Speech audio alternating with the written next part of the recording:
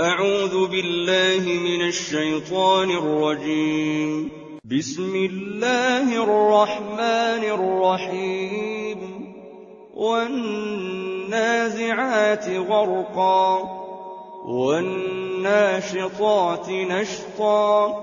والسابحات سبحا فالسابقات سبقا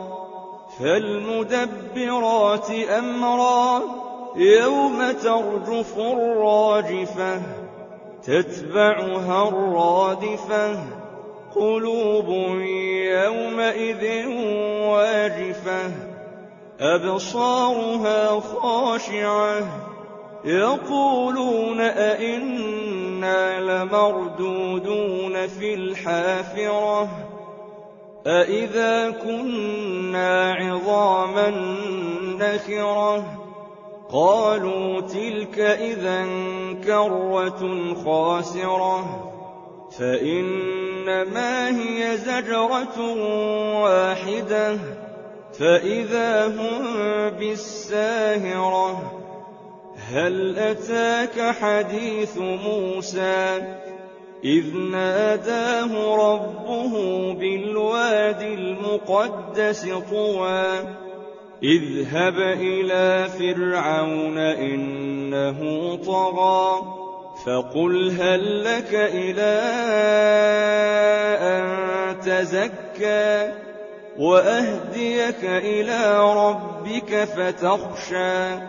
فأراه الآية الكبرى فكذب وعصى ثم أدبر يسعى فحشر فنادى فقال أنا ربكم الأعلى فأخذه الله نكال الآخرة والأولى إن في ذلك لعبرة لمن يخشى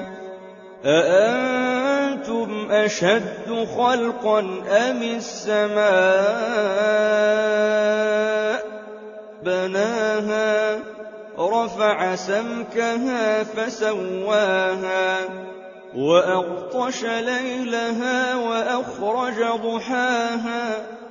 والأرض بعد ذلك دحاها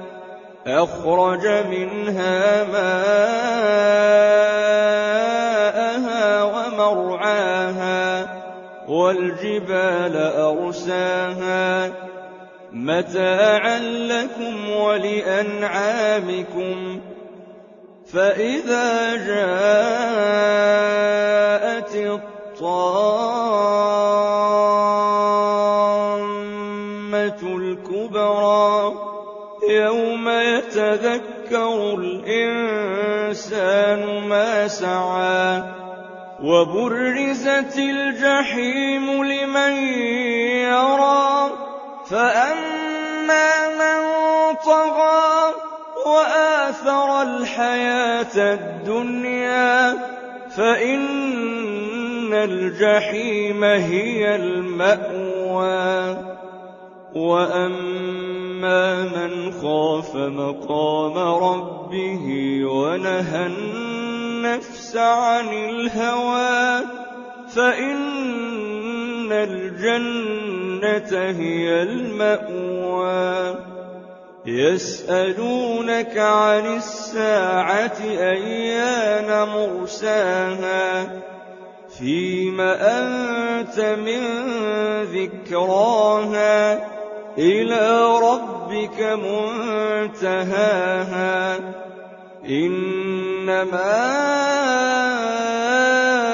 أنت منذر من يخشاها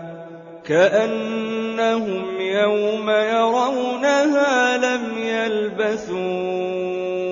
إلا عشية أو ضحاها